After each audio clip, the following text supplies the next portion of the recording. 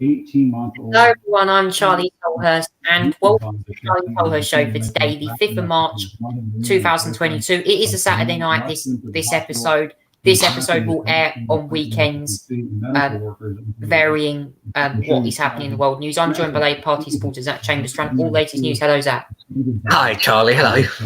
Now, I want to start off the show with, as always, my opening monologue of the week, the new section where we have a little chat about the news in question. So let's start over in Ukraine. Slava Ukraini is my message to Ukrainians right now, because the Russian Prime Minister, or as referred to as the Russian President, Vladimir Putin, is launching nuclear deterrence in Ukraine.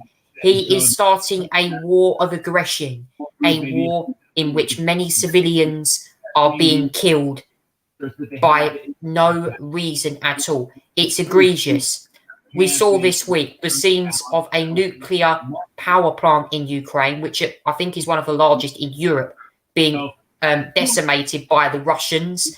And also Vladimir Zelensky wanting a no-fly zone in his country. What do you think that will make? Do you think that will make a prospect of more war or potential sanctions on Russia going even further? Zach, what do you make of that development? Well, we're into the second week of this now, Charlie, aren't we? And yeah, it's just as nasty as the first week, perhaps even more nastier. The Ukraine resilience is obviously still very strong and very good, but the Russians are now being much more aggressive. They're targeting civilians. They're targeting buildings deliberately now, which is war crimes in pretty straightforward terms, I think, Charlie. The fact they're going after nuclear power plants, as we saw the other night.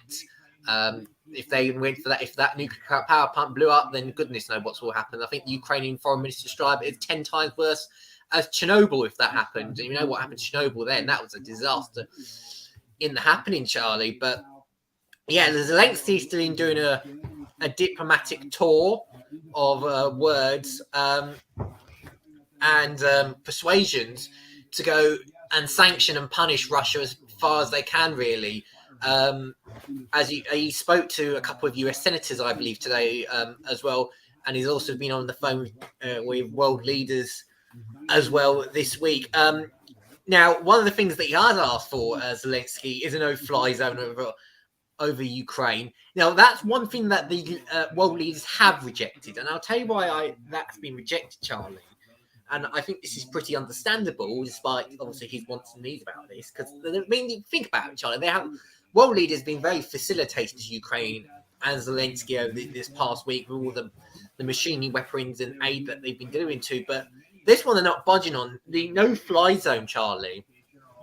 That would mean that aeroplanes would be banned, and any jets, any type of military vehicle going basically flying would be banned over the Ukrainian area.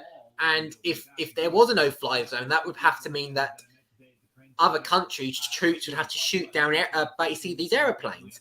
Now, that's all good and saying that, but what happens is that it involves other countries' troops, putting troops in the front line. It means NATO getting involved, and if NATO gets involved, then that means it's an armed conflict. Article 5 would be triggered potentially as well, Charlie. It's not a good idea for many. For various reasons, Charlie, it's really not a good idea. As much as the idea in general, in principle, is a good idea, the execution of it is not very good at all, personally, in my opinion.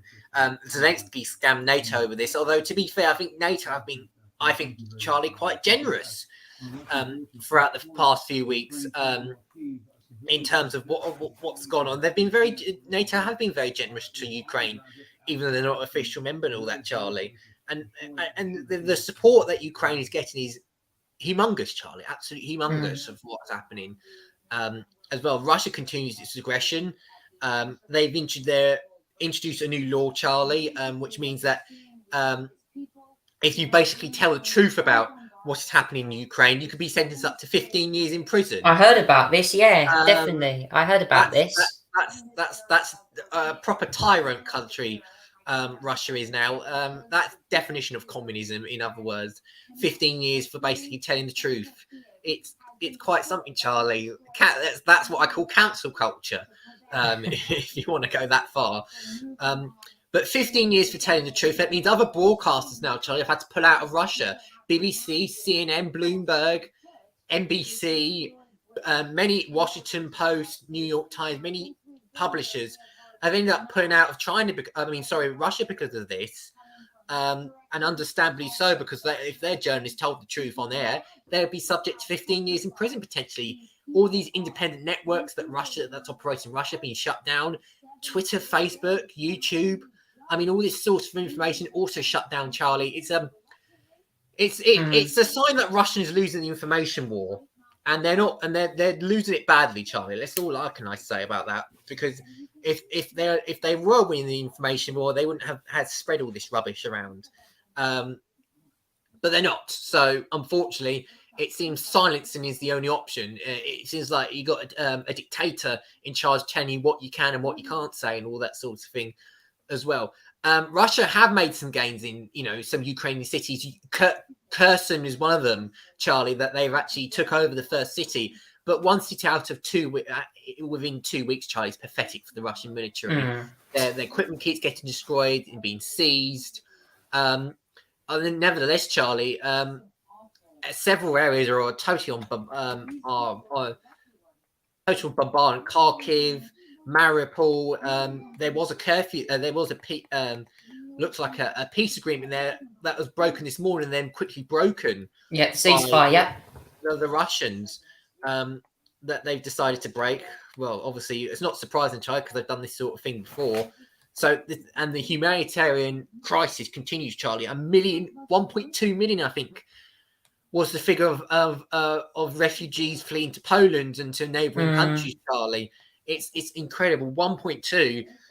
Ukraine is losing a lot of population, and it's because of areas such as Mariupol, Kharkiv, getting completely slaughtered as well. Journalists have even been attacked as well. We saw, I think it was yesterday, Charlie, Sky News' Stuart Ramsey got shot by Russian troops, despite the fact that he told them that he was identified as a journalist, which clearly was at the time, Charlie.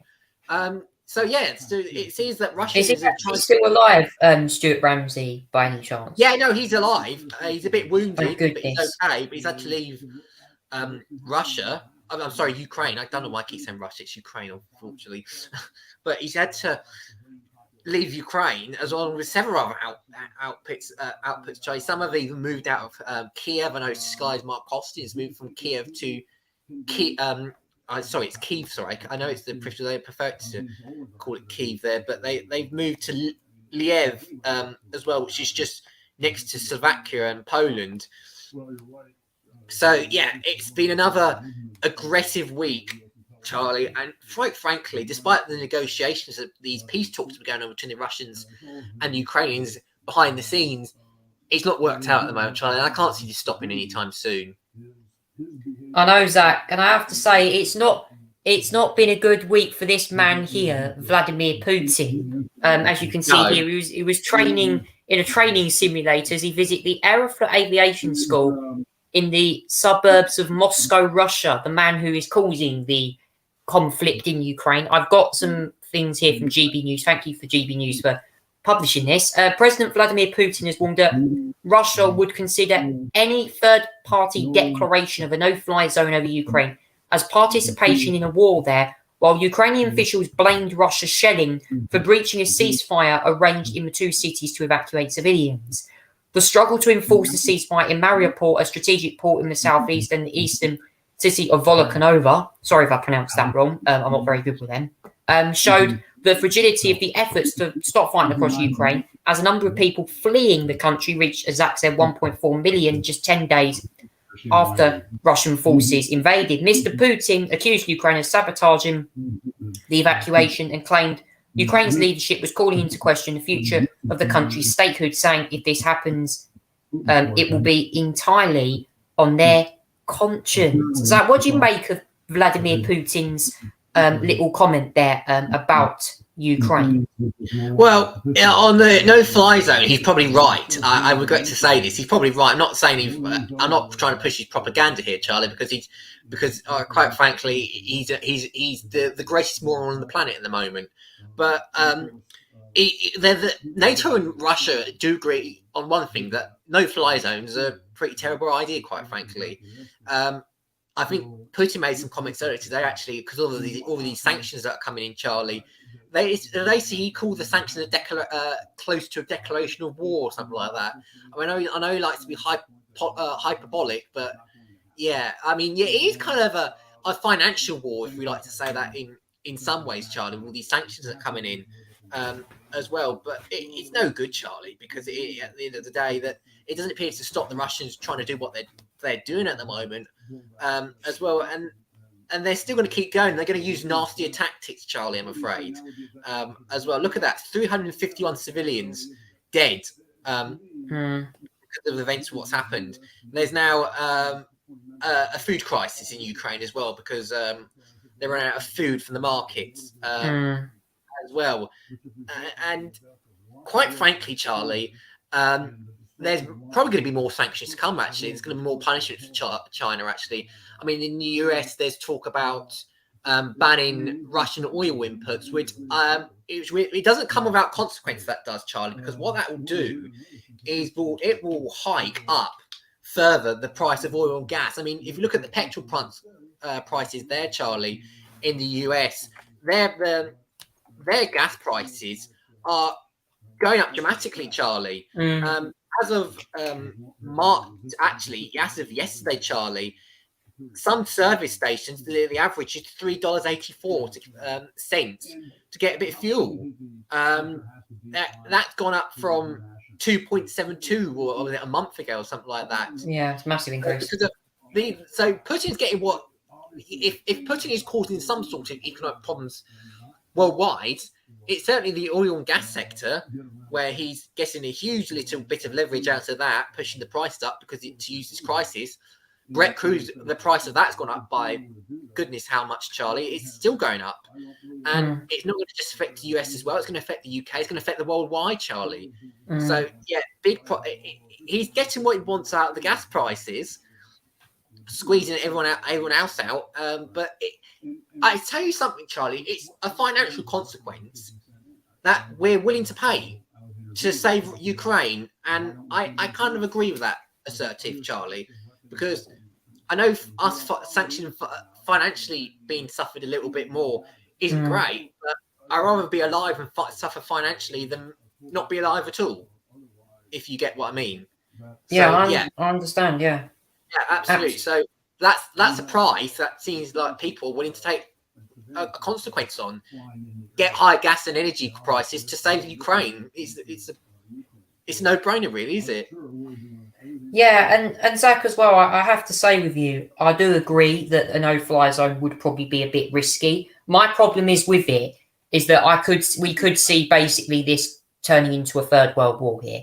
World War III could happen. I'm not saying World War III is happening now. It might do for some people, but my main biggest threat isn't actually Russia. Russia might be one of them. I think the other one is China, with potentially what could happen if, say, they're going to use this, what say Russia are doing, to maybe invade Taiwan, for example. Then you get given a much wider conflict. Yeah, I have to say, Charlie, this week has provided the best example of why China may not think it's a good idea to invade Taiwan now, because they've had it on their mind for a while. Let's just say that, Charlie. But looking at what the Russians have done, I think they maybe could have a reconsideration here, Charlie, because the dismal and woeful performance of the Russian military and the standing up from the world to Ukraine is going to make China think, well, if this is the reaction of the world to Ukraine, what's going to be the reaction of the world to Taiwan? It's going to be like the same thing. So I think they might reconsider this, Charlie. I generally do. They've probably watched this and seen that Putin is weak and has lost it. And quite frankly, if China do the same thing, we're going to be, from an economic and productivity perspective, cut off just as much as well. as Russia if we do the same to Taiwan. So yeah, I could see similar punishments if they did that, and I don't think they would want to do it. Actually, to be fair, Charlie.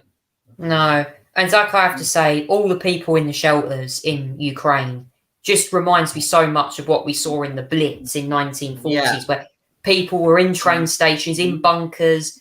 I saw some people like playing music, trying to keep themselves entertained, despite hearing all these air raid sirens going off in Ukraine. There's like air raid journalists in question who have had to, like Clive Myrie, for example, someone from the BBC.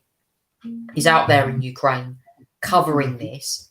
I watched a report the other day on, I think, YouTube of him actually reporting on this for BBC. And as soon as an air raid siren went on one of his live links, he was ducking straight into a hotel.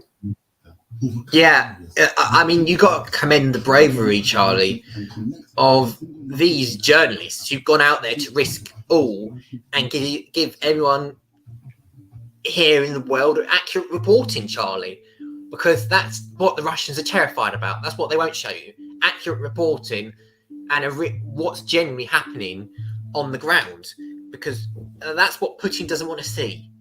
He in his own alternative universe on state TV, it's the Russians succeeding, the Russians getting what they want. Nothing from they're not showing all the soldiers that are dying and being toppled on by the Ukrainians. They're not showing that.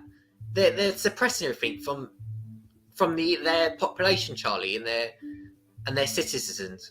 It's terrible, and I'm afraid, Charlie, Russia is cracking down quite a bit on this. Whereas we get a whole load of skewed information, and journalists risking their lives, like Stuart Ramsey, like Clive Myrie, like Mark Austin, like CNN and all the other everyone. They're doing a splendid job there, Charlie, and we're getting some incredible reports, rather sad, rather horrible, and then we've seen the best of everyone in here as well, Charlie. There's no doubt about it. This is what TV journalism is made for, and Zach, and Zach, I have to say as well, one of the journalists, I think from Sky News or whatever it was, I watched a report to one of the journalists got caught up in a convoy of Russian soldiers. This was like a 30-mile convoy that were heading towards Kiev, and apparently they stopped at a Russian checkpoint with a group of armoured tanks from Russia, had X on them. I think Operation X is what Putin has called this.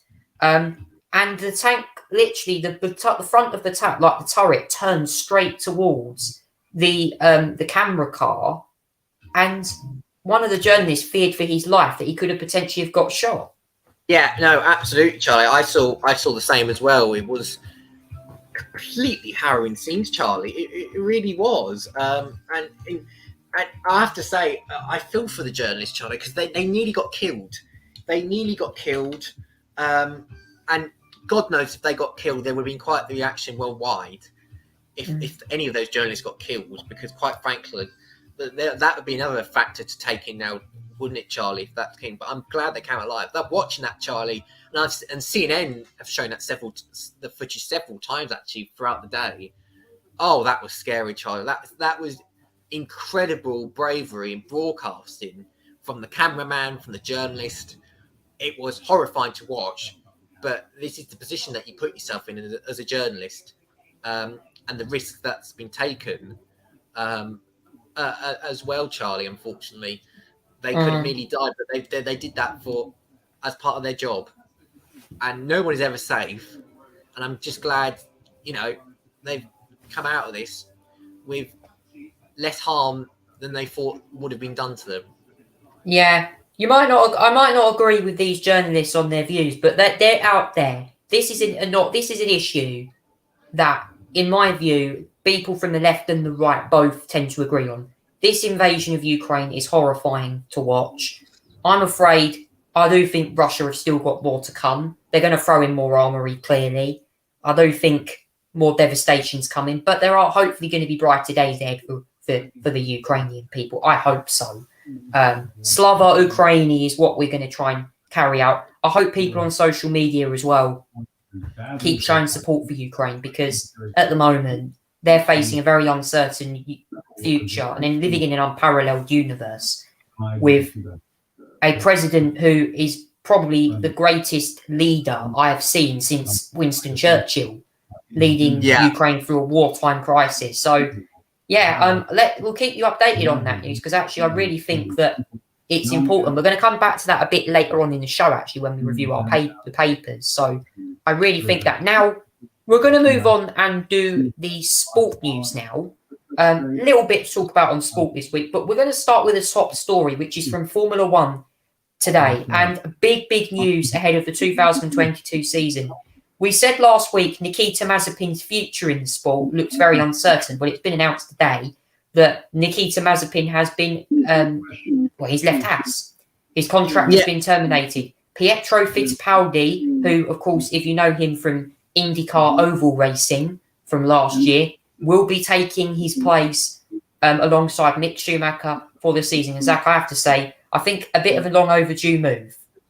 Yeah, and nothing confirmed from Haas about that yet, although the expectation is that it's going to be Pietro Fittipaldi in that seat as the reserve driver, Charlie. But as you said, not surprised, Charlie, to be fair, with the situation in Russia, the Russian sponsorship has also been terminated as well. Ukrali, Uralkali, whatever it is, I can't pronounce it correctly, but there we go. The Russian Grand Prix had its race terminated as well, Charlie. It's not surprising anyway, to be fair, Charlie.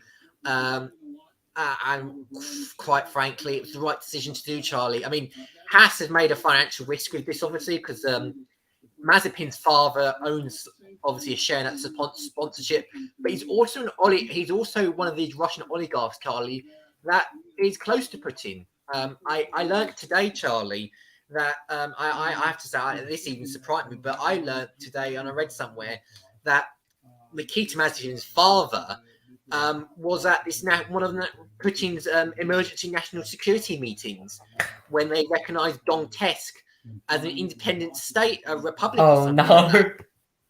So that's what I learned today, and I couldn't believe it, really, to be fair, Charlie. But yes, Haas came out today saying that they terminated the contracts of Uralkali, Nikita Mazepin. And they put here, as with the rest of the F1 community, the team is shocked at the sudden invasion of Ukraine, which is for a swift and peaceful end to the conflict. Now, there was a document out also, Charlie. I think there was a declaration that all Russian and Belarusian drivers racing on a neutral flag had to sign, I believe, which Mazepin, I read, did sign. But obviously, I think the pressure is, Charlie, the fact that Motorsport UK would have banned drivers coming from Russia and Belarus and everything like that to race at Silverstone, it was a bit unattainable, really, to be fair, Charlie, as well. So I think the right decision. I just hope out this, Charlie, separating what Mazepin as a person and his sponsorship and the Russian links is. I just hope that Haas are able to find some funding and financial help as well. I believe I read that Günther Steiner may have alternatives, which is good, because outside of Mazepin, I think I like the team, Charlie. I like Mick Schumacher. I like the team. Pietro Fittipaldi is probably obviously the person who's rumoured to be taking that seat. Not confirmed yet. Wouldn't surprise me though, Charlie. I mean, he's the reserve driver. I believe he's going to be testing for the team from Thursday to Saturday as well for the official pre-season test, which is going to be live on Sky, by the way, and all of it's going to be shown live, which I'm looking forward to some early mornings for, Charlie. But yeah, I'm not surprised about this, Charlie. It's definitely the right decision as well. Mazepin did respond, by the way, by calling it unfair and the fact that Haas completely ignored his offer and then said he was going to speak more about this very soon. So it sounds like Mazepin is a bit more furious behind the scenes than, what's we put out in the statement, really, to be fair, Charlie. And I mean, I'm not, it's obviously understandable why he's furious, but quite frankly, I'm not sure he fits well in F1 now, really, with the situation going on in Ukraine, I'm afraid, Charlie. Yeah, and to say that as well, Zach, that his father attended one of Vladimir Putin's so-called emergency committee meetings and then said to recognise Lushanka and Donetsk makes Nikita Mazepin, in my view, look a bit out of position on the grid. Just because you imagine your father, who's now a Russian oligarch, to Vladimir Putin, attends a meeting, and then he has a driver in Formula One who probably has heard this news and thought, right, okay, my dad's part of Putin's regime, so-called. Then they're going to fire him. It's crazy, but all I can say for Nikita Mazepin is, will he go elsewhere? I mean, look, they're restricted on anyway. We've got sanctions in place, and Formula One have got to find a new sponsor for Haas. I think there's going to be a lot of negotiation for Gunter Steiner to get a new sponsor in. Would Haas return with Rich Energy, Zach? Do you think they would do that, or do you think a new sponsor's needed? Oh, I think they'll find another sponsor, Charlie. I think they'll find a sponsor. I hope they do, because outside of Mazepin, Charlie, I think it's a decent old team that Gene Haas has. Obviously, they would expect a lot more performance this year, Charlie. I hope their car is much better, because their car has been quite terrible for the last couple of years. So I just hope they focused well on the car, to be fair. And I hope they can progress up the grid, to be fair, Charlie, because outside of Mazepin and all this drama with their sponsorship, I just hope that they can find a viable financial solution. I mean, their car's going to look pretty blank, to be fair, Charlie, because they won't have the Russian colours on it. But that's the least of the worries, to be fair, Charlie. I think it's the car performance that matters, not what the car looks like. Yeah, and I think as well, on the contrary to that, it's going to be interesting to see how they get on with a weird-looking car at the moment, having that sponsorship removed.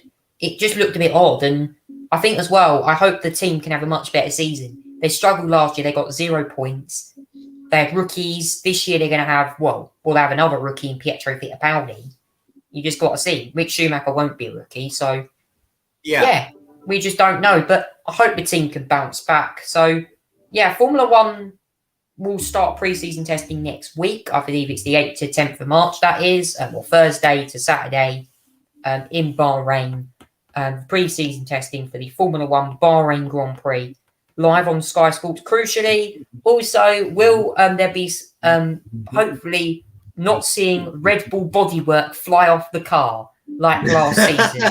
Remember that when the Red Bull flew off the car and Ted Kravitz had a slice of cheese? Well, that's all going to be unveiled at I can't wait to get up to watch it, Charlie. I can't wait. You know, I admit, I as much as I like, following text updates of pre-season of the shakedown, I admit, I love seeing pre-season testing, every bit of it on television, because I can just sit in my bed or whatever it will be in the afternoon, because in the afternoon I'll be downstairs watching every little bit of it. It's going to be so fun, Charlie. So I really look forward to it. We're going to see a lot more. We're going to see a lot more footage. We're going to see upgrades. And yeah, it's going to be fun. And after pre-season testing is finished, Charlie, it'll be 1 week to go until the start of the official season, where anything's going to literally happen, Charlie. I can't wait. It's going to be very exciting. Yeah, I have to say I'm so happy for Formula One to be back soon. This is a great sport, and all I can say is that Formula 2 is also going to be returning very soon as well. Formula 3 will be back. Oh, big news, Zach. And we're actually going to touch on Formula 2 and Formula 3 because we never touch on these sports very much. There is also a new entry for HWA Race Lab, I believe, joining Formula 2 and Formula 3. It's going to be a big move for that team, isn't it? Yeah, it's a big move, actually, Charlie, as well. I'm just going through the lineup, seeing what we got here. There's a few changes as well from looking at the lineup as well. Kramer Racing as well ended their operations. Van Amersfoort is the new entry, by the way, Charlie. So I forgot to mention that. Van Amersfoort is racing the new entry. Jake Hughes and Amaury Cordell. Charlie is the drivers for them. Jake Hughes, I think, was at Formula 3 the season before, and he's now going to be stepping up to this new team in Formula 2. Good luck to him as well. Robert Swartman is out. Obviously, Oscar Piastri is not there because he won the championship. Therefore, the reigning champion can't take part. Dennis Hager is new as well. Jen Derula switched from Carlin to Prema. Obviously, Guan Yu Zhou's obviously left because he's got an F1 driver, Alfa Romeo. Felipe Drugovich is joined MP. Mario Sato is switched to Trident, and Jack Doohan is also there as well. Used to race in Formula 3. Dan Ticktum has left for Formula E. It looks like Liam Lawson and Logan Sargent are the ones that are replacing them. Marcus Armstrong has also replaced Liam Lawson at Height. ART Lungar's left, obviously because he's gone to IndyCar. Frederick Vesti's now and Teo Porcher, yeah, as well, replaced him as well. Clement Novacek's joined MP Motorsport. Ollie Cardwell at Campos as well, full time now at them. Amu Awiza as well at Damas as well. Trident have also got Callum Williams and Richard Vasseur in the team as well. That's the Formula 2 drivers as well. In there's going to be a 13 race season, Charlie. It's going back to the previous, I think, format. Yeah, it's not going to have the Saturday. I think there's going to be 2 races. I think it's the standard format. Again. 2 races. Right now, so that means they're going to be at more races this season as well. So there'll be 2 races, so 26 races overall. A sprint on the, I think it's going to be the Saturday. The sprint, the feature race is going to be on the Sunday. There's a slight change there in terms of format, and they'll be traveling to Imola, Circuit Zandvoort, Barcelona, Red Bull Ring, Hungary, Spa as well. So there's going to be 26 races. There was going to be 28 before the cancellation of Russia, obviously, and the termination of that contract as well. But that's 26 races, and they're going to begin Bahrain, F2, F3, and F1 all in the first weekend, Charlie, of the opening single-seater season, Charlie. Woo! We've got a lot to watch. We have got a lot to watch. It's going to be amazing. Formula 2 will be back soon. I'll just go over some of the lineups, as Zach said there. It was actually not HWA Race Lab. It was Van Amersfoort that were actually the company that was the team. Explaining, I think HWA were a team originally, I think, 1 year, but I think they got purchased. So it's Van Amersfoort Motor Racing in Formula 2 and Formula 3. Jake Hughes Racing and Amaury Cordil Racing for that. Dams. Roy Nissani, Williams' reserve driver there, alongside Amwa Evisa. Ralph Boschong also races alongside Ollie Caldwell at Campos. That'd be a good lineup. One of my favourite lineups on the grid, though, is Frederick Vesti and the young gun Teo Porcher, I think, who won last year in Monaco, if I'm correct, is actually going to be going for the title. He's a young driver, Teo Porcher, actually. I think he's... Yes, 2003 he was born. Would you believe it? He's literally, I think, this year going to be turning... I think he's 18 years old. Actually, 19 this year, I think. That is incredible that he could potentially be one of the youngest ever winner. Could be going for the youngest ever Formula 3 title. I hope he gets there. I hope he has a great season. That would be something, Zach, if he could win the title. Oh, yeah, absolutely. Absolutely, Charlie. That is some talent in there, I have to say. 18, think about it. 18-year-old, finished running up his rookie season in Formula 3. It's incredible. 2 wins, 8 podiums. He wants to look out for, Charlie, in a couple of years' time, I think. Yeah, and he's younger than me as well because his birthday is in August. So, 20th of August for Teo Porcher there. I'm on the 15th of March. So, great to see the difference in him being younger than me and he's on the grid in Formula 2. Wow.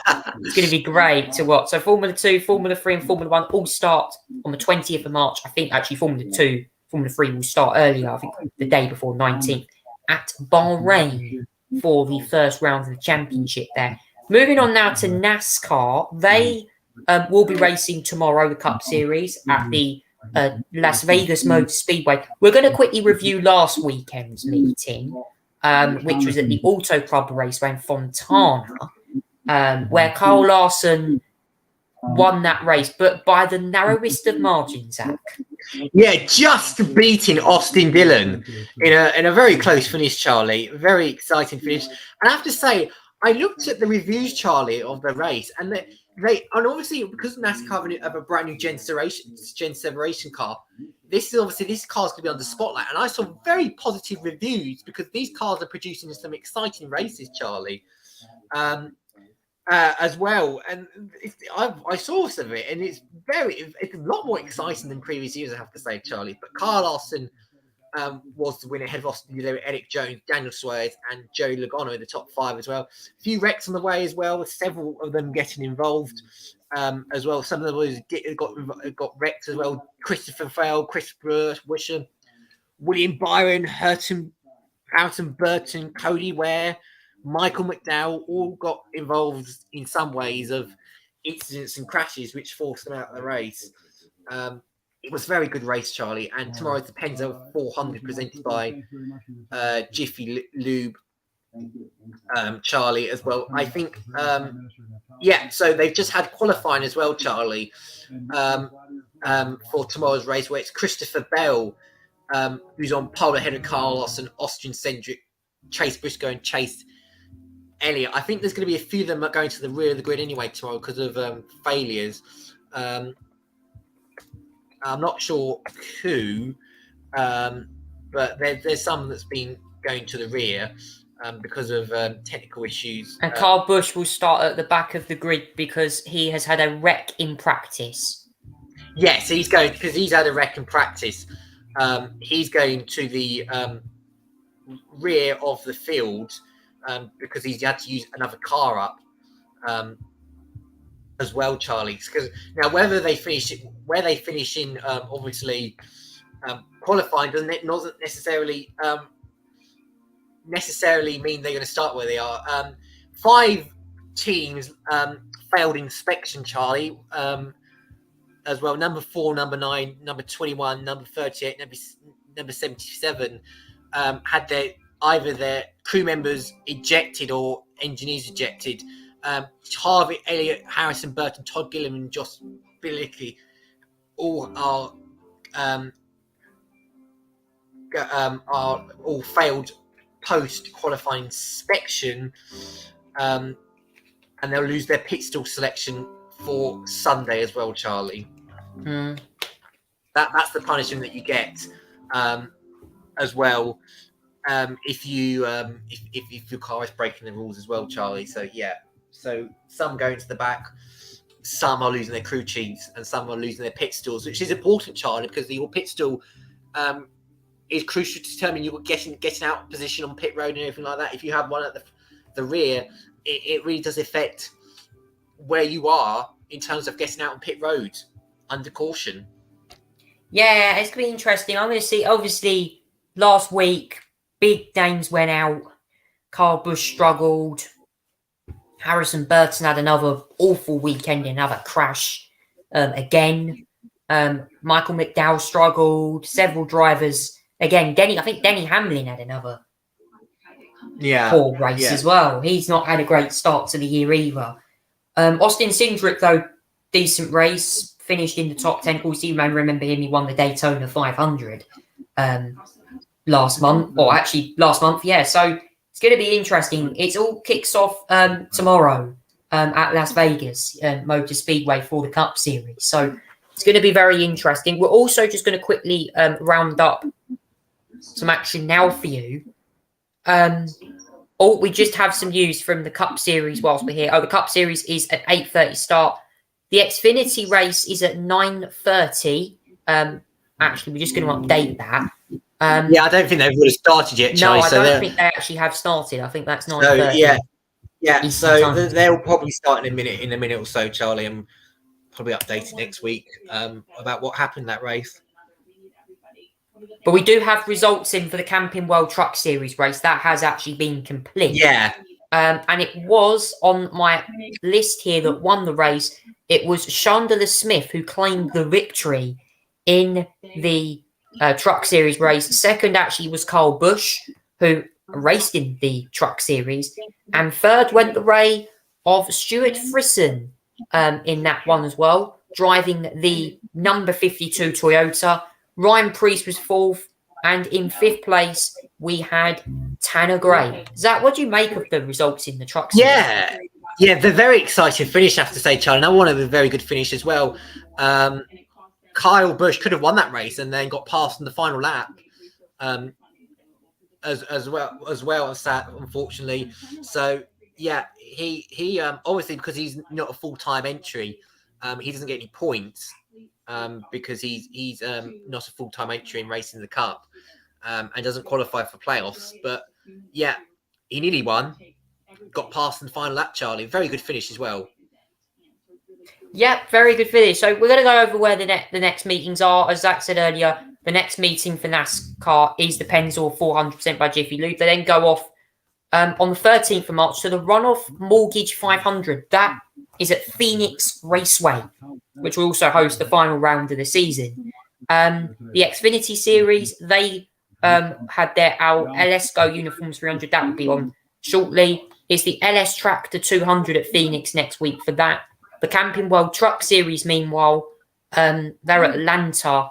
They won't be on next weekend, 2 weeks' time for the Camping World Truck Series at Atlanta. Wow, that's the end there of the motorsport section, or the sport briefing this week. But we're going to move on now to, should I say, the segment that we really do get impressed with. This is renamed to a former segment on my show. Charlie's Good News is back again.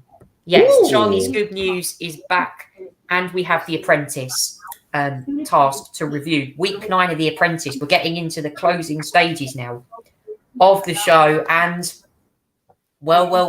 What task did we have? We had a task of selling a product on a TV station. Diverse and Infinity go in separate ways. One got the ring, one got a fryer. But in the end, Brittany Carter led her team to victory. And unfortunately, I think a long time coming for this gentleman, Akshay got fired from the process for just not getting enough sales in, Zach. Oh my goodness. He finally fell victim, Charlie. He finally fell victim after all this time being in the bottom, in the losing team. And then surviving, he's unfortunately the door shut on him. He led the team. He led one of the teams, actually, to be fair, Charlie, and he led the team as project manager. And well, he really did find his match. Unfortunately, he promoted a ring, didn't make enough sales, got fired as well. Brittany chose to sell. What was it? A platinum ring. Her one was a platinum ring. As well. The Ashkay chose what they called a vegan friendly. Interesting as well. Charlie. Ashkay managed to sell 83 items compared to 56. They lost by £400, Charlie, because presumably, I presume Ashkay sold his at a cheaper price, Charlie. You dropped the price on loads of them, yeah? Dropped the price. And I'm afraid, despite the fact he sold more, dropped the price too much, Charlie, and the sales were lost, I'm afraid, Charlie. There was a lot of blaming. Stephanie blamed Ashkay for losing the ring and even swearing on camera. And Lord Sugar got fed up, basically, of how many times Ashkay was in the boardroom as well. It's weird firing as well, Charlie, because after firing Ashkay, Lord Sugar said, keep in touch. Now, that's it's not normally this nice to contestants, but he seemed to have I like for Ashkay, despite the fact that he got quite unlucky being the wrong teams half the time, Charlie. But yes, he's finally met his match and became the next candidate to be fired, unfortunately, as well, Charlie. Ashkay met his match, and after all the time being in the bottom, losing team, he finally found his match. The next episode, Charlie, episode 10 of 14 now, we're really getting into the last 5 episodes, Charlie, of this. they're going to summon the reigning candidates to Kidzana in West London, where the next task is to create and brand a new baby food. Then pitch it and sell it to leading retailers with a team with the biggest profits is the winner. I must admit, I have to. Maybe at some point, Charlie, I have to make baby food at some point. You never know what my life will be like in 10, 20 years' time. But I'm not looking forward to the prospect of potentially ever doing that. But one candidate will at least be fired. Will probably be thrown out of the mouth and be fired next week as well, Charlie.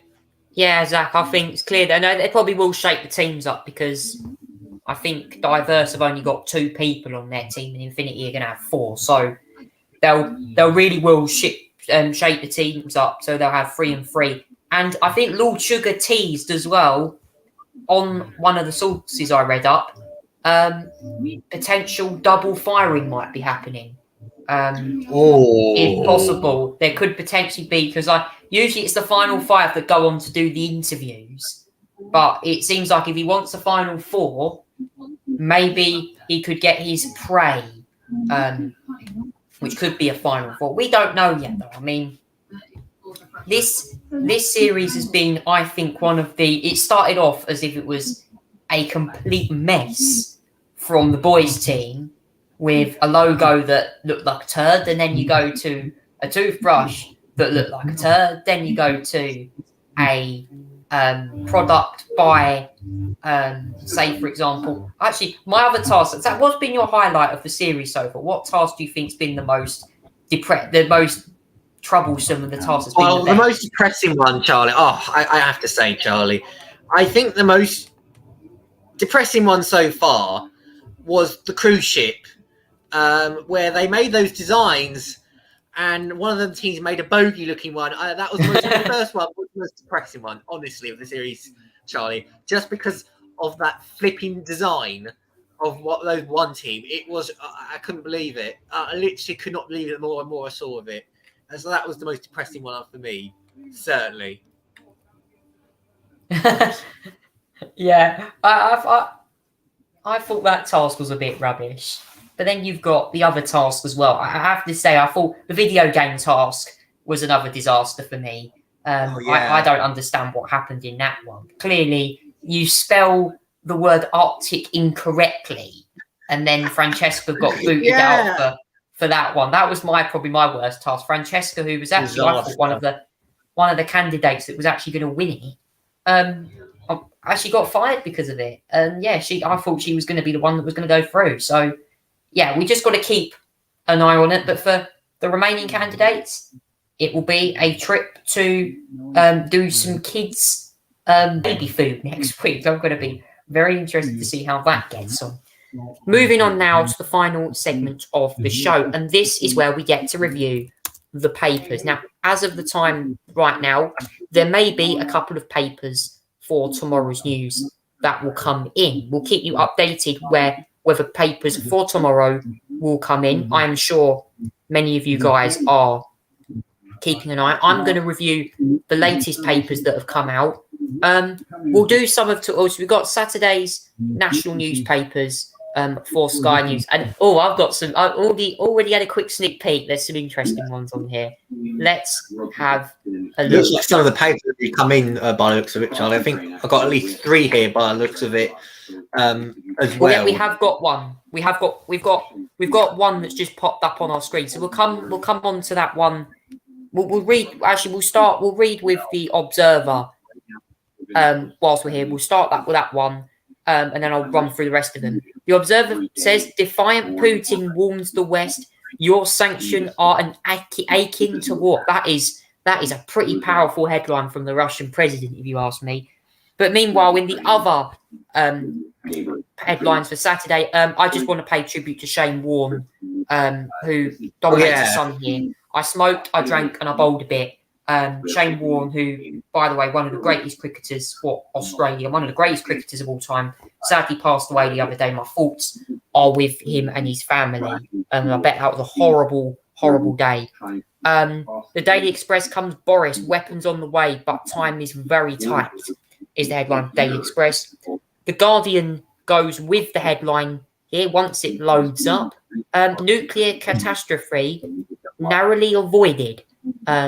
It says Russian forces have intensified devastating campaign of artillery airstrikes against civilian areas, saying NATO warning the worst is yet to come. He claims Russia's reckless attack on nuclear power station. The world narrowly avoided the catastrophe from assault, says the United Nations.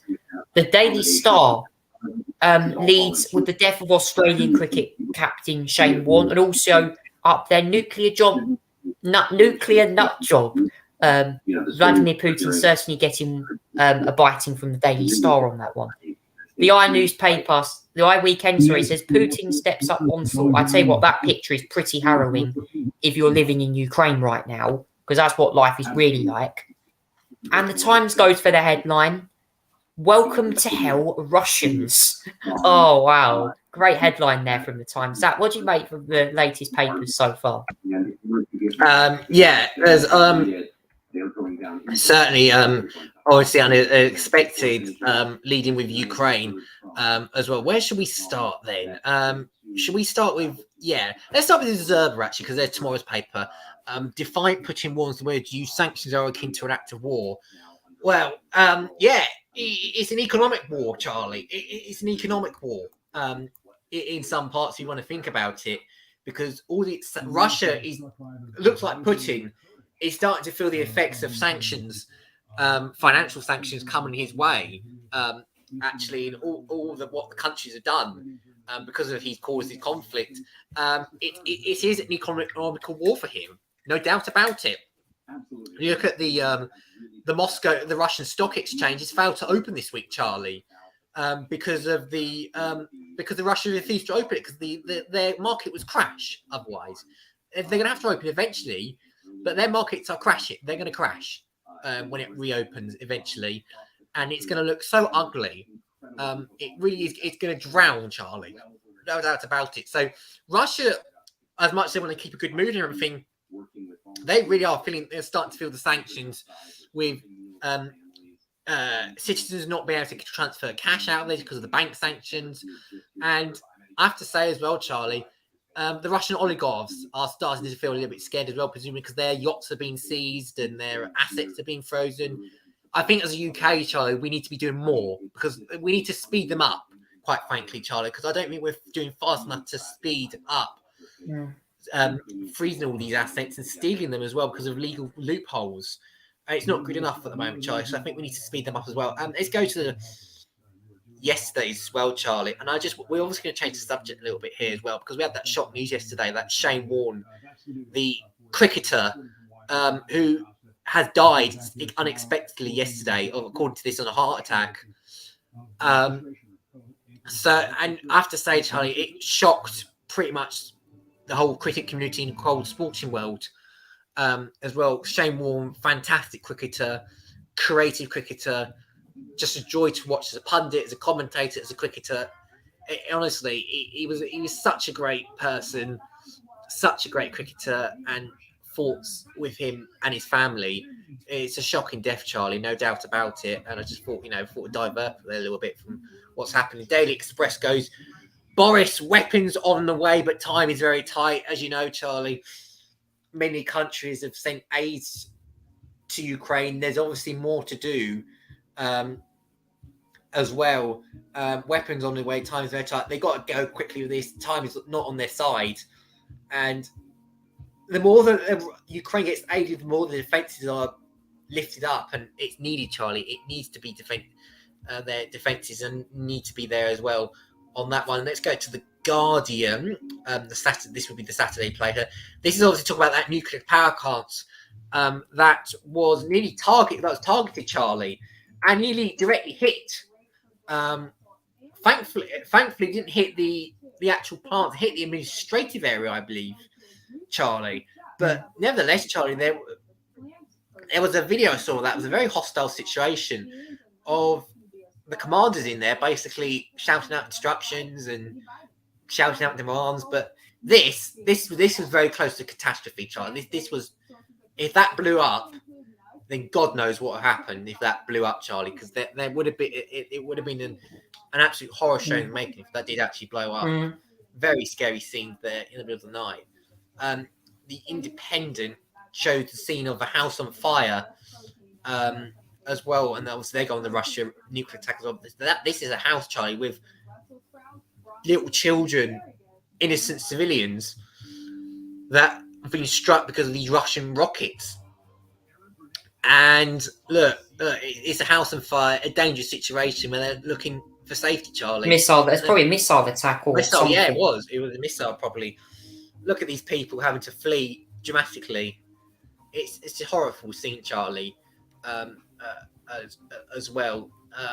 I'm afraid the Daily Star goes for Whit Warren, Shane Warne again, the greatest cricket legend, all-round top bloke, dies at 52. Yeah, obviously, thoughts with everyone. Nuclear nut job as well. Yeah, if it ain't nuclear weapons, Charlie, it's nuclear power plant that Vladimir Putin has been targeting as well. Let's keep in mind about that. The weekend as well. Let's go. That's another.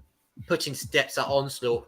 As you know, Charlie, the Russians is going to continue to get more and more aggressive about this. They're going to target civilian areas deliberately, and they'll probably kill as much people as they can, Charlie, so that there's less people around to defend, and then just take over what they need to take, Charlie.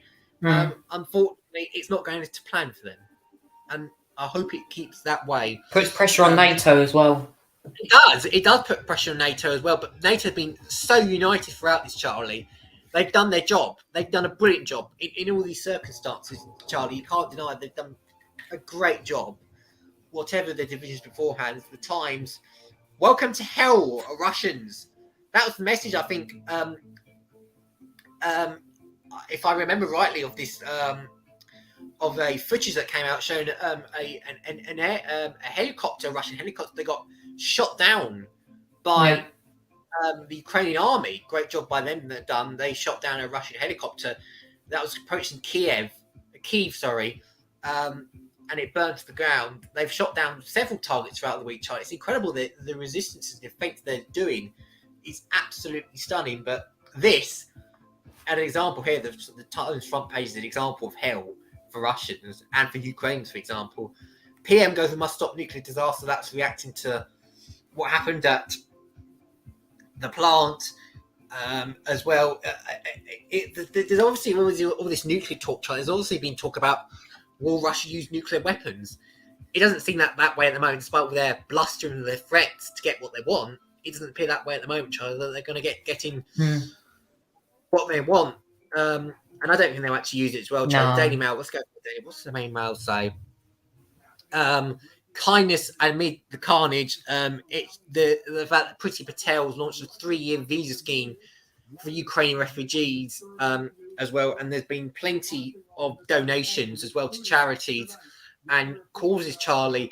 £3.5 million donated as well, Charlie, to their appeal. Yeah, it's amazing. Ukraine. I can give congratulations. I'm going to round of applause to people who have been great job. Have been donating to the Malforce Ukraine appeal. Just want to say that we support people in Ukraine here on the Charlie Tolhurst show, and we're live on YouTube tonight to make sure the people of Ukraine are recognised everywhere around the world for their showing solidarity whilst they are suffering from a huge invasion. And the final, and this Daily Mirror headline here, I have to say, probably one of my favourite headlines of the week. More of, say, a jail sentence for Vladimir Putin, saying wanted war in Ukraine for war crimes.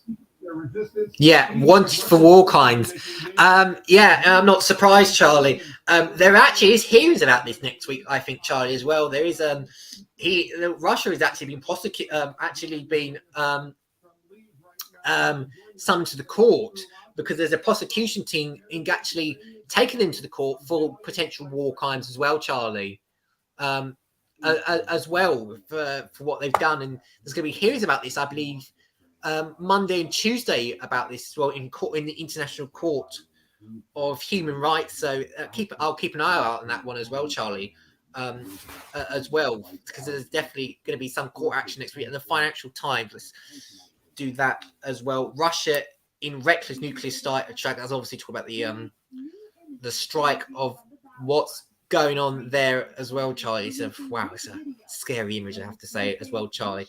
That's the papers there. I believe there's a few more that's come out since we've spoken, Charlie. Obviously, all right, we'll get them. We'll get them through now. Actually, the Sunday Telegraph, the Sunday Express, and the Daily Star have all come out with papers. We'll get the papers up now for you guys whilst we're here, just to review them exactly. Zach will let me talk about them as well. The Sunday Telegraph has gone for the headline, "Don't test us," Wallace tells Putin.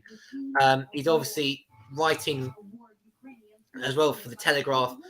Said Defence Secretary saying any external threat will be met with responsive. He considers extra cash for weapons that halted Russia tanks. I mean, that would be a good cause, to be fair, Charlie, given the Ukrainians more money to take over these tanks as well. And there's some pictures as well of the Ukrainian army and residents as well, helping civilians out as well. The Sunday Express is one of Liz Truss, who's got an interview with the Sunday Express. This is struggle of our generation, and she's right, Charlie. It's struggle of Europe's generation as well. European security is under threat, and like none of others, Charlie. But as I said, NATO's been very united about this as well.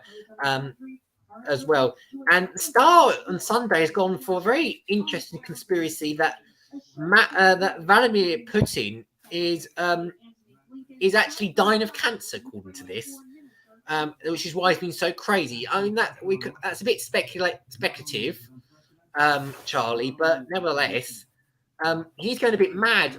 He is a bit of a mad lad recently, isn't he? Considering what's gone on, Charlie, he is acting a bit stranger than he used to be. I mean, he was always an idiot and a bit of a scary person, but I never knew he was this evil. Goodness me. Very interesting, that paper there. It just looks like something straight out of an apocalypse, that one. You kind of have to think, really, is that, I mean, this one here from the Sunday Express, claim Truss, this is I actually agree with this, Truss. This is the biggest humanitarian crisis since the Second World War. And the top one there, the Observer we've just viewed, it's clear to me that there's been all Sunday People, more newspapers coming. We'll do that one quickly. Yeah. You can stick your oil, Vlad, was the headline there. That's to do with the sanctions that Russia have been facing, which include oil prices around the world, particularly America, going up by the tenfold as well.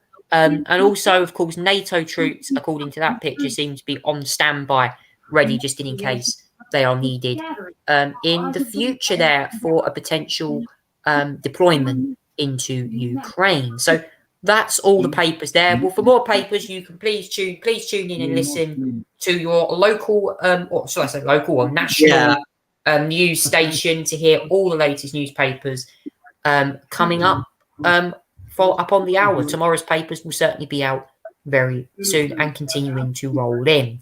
Now it's time for the Great British Star and Red Devil of the Week. Now, I have got 2 nominations this week for the Great British Star, which I'm going to give it to all of the people in Ukraine who have been very, very inspirational. All these people have been literally sheltering themselves from the bombs. The Ukrainian people have shown basically a boost of war morale.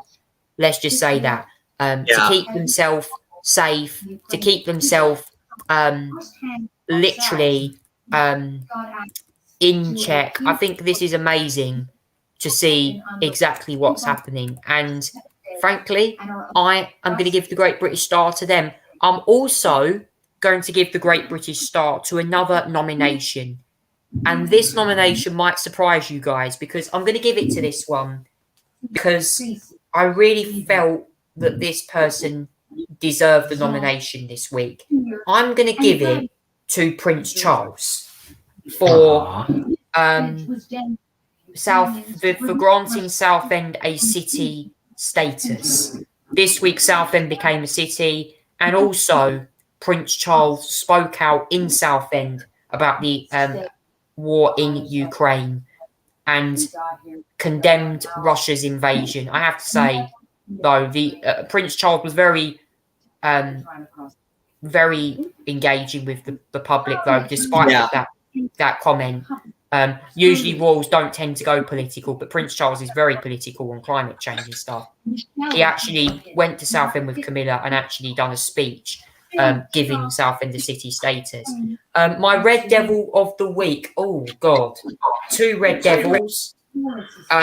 One, obviously, is going to be Vladimir Putin, because what can I say? I mean, causing destruction in Ukraine is a horrible, horrible sight to watch. My other nomination, and interestingly, this one is for a continued cover-up issue, one that I think has been blown out of proportion on the media. And quite frankly, should I say, why are these people still on our press? It's Harry and Meghan once again. Honestly, we keep hearing these two. Piers Morgan criticised them the other day. Harry and Meghan don't seem to want to return to the UK anytime soon. So that's why I'm giving them my Great British Red Devil of the Week. Zach, what do you make of my nominations? Oh, Harry and Meghan, my man. They always, someone's got to mention them somehow. Yeah, I agree with the rest of them, though, Charlie. No, I agree with the rest of them. You know, it's a horrible time at the moment. You have to say at the moment, Charlie. Let me point out a few other things. Let me point out my stars, Charlie. I just want to give them to charities, actually, Charlie. RASM is a support emergency response group who are supporting Ukrainians at the moment, Charlie, as well, who are giving out food, water treatment, and all that sort of thing. They're my stars, certainly, Charlie, because they've been doing an incredible job there. And again, the stars as well, Ukrainian people, the army, and all their citizens as well. They're definitely continues to be the stars to me. In terms of the Red Devil, my goodness me, I'm going to give it to the Russian ambassador to the UN, Charlie, this week. His name is Vasily Benza. He's currently the I think he's currently the chair of the UN Security Council. Charlie gets a veto every month. Every time they meet at the moment, Charlie. And every time I hear him, Charlie, he is talking out of his butt plug. Literally, it's like an alternative reality. And his head stuck in the sand every time I listen to him. And I'm thinking, I always thought that Donald Trump was talked the most crap in the world, right, Charlie? Oh. And then you have people like him, the UN ambassador to Russia, who honestly, it's unbelievable. I've never heard such nonsense, Charlie. It's just incredible. So, Ron DeSantis telling kids to take their masks off during the speech during the week. He's another one who gets the Red Devil, Charlie. And I'm also going to give it to Greta Abbott as well. There's a third one for harassing children who are transgender, and that's a choice for them, for their parents to make, but they're harassing parents who decide to support their transgender kids, and is basically trying to prison the parents for basically choosing that option. A free choice state, whatever. I think free choice is there. The Russian ambassador to the UN is one of them. Ron DeSantis is telling kids to take off their masks, despite the fact it's supposed to be a free state as well. And Greg Abbott for basically abusing LGBT rights in that state as well. They're the 3 Red Devils of the week for me. Yeah, and just to confirm, that is the Texas governor, Greg Abbott, that Zach was on about there, and also the Florida governor, Ron DeSantis, who is probably running for president, apparently. Donald Trump's nearest rival. But yes, I'm just also, I have to say as well, you could have had another red. I would have actually given DeSantis the Great British Star on that one, based on my views on that. Do you know what?